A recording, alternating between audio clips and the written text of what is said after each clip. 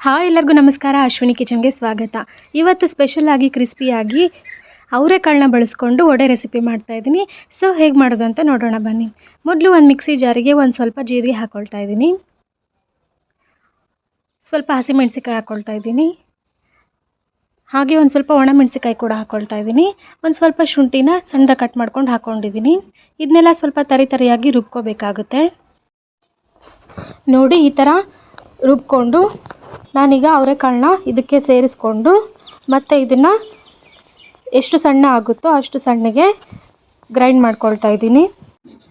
ಹಾಗೆ ವಿಡಿಯೋನ ಸ್ಕಿಪ್ ಮಾಡಿದೆ ನೋಡಿ, ರೆಸಿಪಿನ ಪರ್ಫೆಕ್ಟಾಗಿ ಹೇಗೆ ಮಾಡೋದು ಅಂತ ಗೊತ್ತಾಗುತ್ತೆ. ನೋಡಿ, ಈ ಥರ ಎಷ್ಟು ಗ್ರೈಂಡ್ ಮಾಡ್ಕೊಳೋದಕ್ಕಾಗುತ್ತೋ, ಎಷ್ಟು ಸಣ್ಣಗೆ ಮಾಡ್ಕೊಳೋಕ್ಕಾಗುತ್ತೋ ಅಷ್ಟು ಸಣ್ಣಗೆ ರುಬ್ಕೊಂಡು ಒಂದು ಪಾತ್ರೆಯಲ್ಲಿ ಎತ್ತಿಟ್ಕೊಳ್ತಾ ಇದ್ದೀನಿ. ಇದಕ್ಕೆ ಸಣ್ಣದಾಗಿ ಕಟ್ ಮಾಡಿರೋ 2 ಈರುಳ್ಳಿನ ಸೇರಿಸ್ಕೊಳ್ತಾ ಇದ್ದೀನಿ. ಸಣ್ಣದಾಗಿ ಕಟ್ ಮಾಡಿರೋ ಕರಿಬೇವು, ಸ್ವಲ್ಪ ಪುದೀನ ಹಾಕ್ಕೊಳ್ತಾ ಇದ್ದೀನಿ. ಫ್ಲೇವರ್ ಚೆನ್ನಾಗಿ ಬರುತ್ತೆ ಪುದೀನ ಹಾಕ್ಕೊಂಡ್ರೆ. ಹಾಗೆ ಸಣ್ಣದಾಗಿ ಕಟ್ ಮಾಡಿರೋ ಕೊತ್ತಂಬರಿ ಅಥವಾ ಸಬ್ಬಸಿಗೆ ಸೊಪ್ಪು ಯಾವ್ದು ಬೇಕಿದ್ರೂ ಹಾಕ್ಕೋಬೋದು.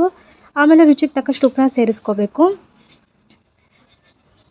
ಆಮೇಲೆ 2 ಟೇಬಲ್ ಸ್ಪೂನಷ್ಟು ಅಕ್ಕಿ ಹಿಟ್ಟನ್ನ ಹಾಕ್ಕೊಳ್ತಾ ಇದ್ದೀನಿ. ಇದು ಹಾಕ್ಕೊಳ್ಳೋದ್ರಿಂದ ಸ್ವಲ್ಪ ಕ್ರಿಸ್ಪಿ ಆಗುತ್ತೆ. ಕೊನೆಗೆ ಸ್ವಲ್ಪ ಅಜ್ವಾಯಿನ ಸೇರಿಸ್ಕೊಳ್ತಾ ಇದ್ದೀನಿ.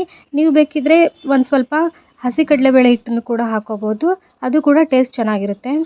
ಇದೆಲ್ಲ ಹಾಕ್ಕೊಂಡು ಕೈಯಿಂದಾನೇ ಸ್ವಲ್ಪ ನೀಟಾಗಿ ಮಿಕ್ಸ್ ಮಾಡ್ಕೋಬೇಕಾಗುತ್ತೆ.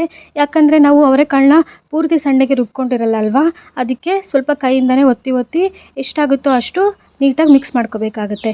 ಮಿಕ್ಸ್ ಆದಮೇಲೆ ಈ ಸ್ವಲ್ಪ ಹಿಟ್ಟು ತೊಗೊಂಡು ಚಿಕ್ಕ ಉಂಡೆಗಳನ್ನ ಮಾಡಿಕೊಂಡು ಈ ಥರ ಸ್ವಲ್ಪನೇ ತಟ್ಕೊಂಡು ಕಾದಿರೋ ಎಣ್ಣೆಗೆ ಇದನ್ನ ಹಾಕ್ಕೋಬೇಕು. ನೋಡಿ, ಈ ಥರ ಹಾಕ್ಕೊಳ್ತಾ ಇದ್ದೀನಿ.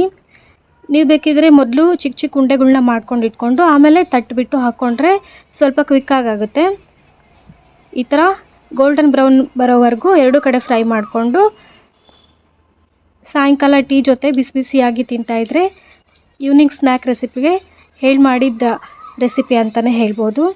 ಹಾಗೆ ಬೆಳಗ್ಗೆ ಬ್ರೇಕ್ಫಾಸ್ಟ್ ಜೊತೆ ಕೂಡ ತಿನ್ಬೋದು. ಹಾಗೆ ನಿಮಗೇನಾದರೂ ಈ ವಿಡಿಯೋ ಇಷ್ಟ ಆದರೆ ಮರಿದೇನೆ ಲೈಕ್ ಮಾಡಿ, ಶೇರ್ ಮಾಡಿ ಮತ್ತೆ ಸಬ್ಸ್ಕ್ರೈಬ್ ಮಾಡಿ.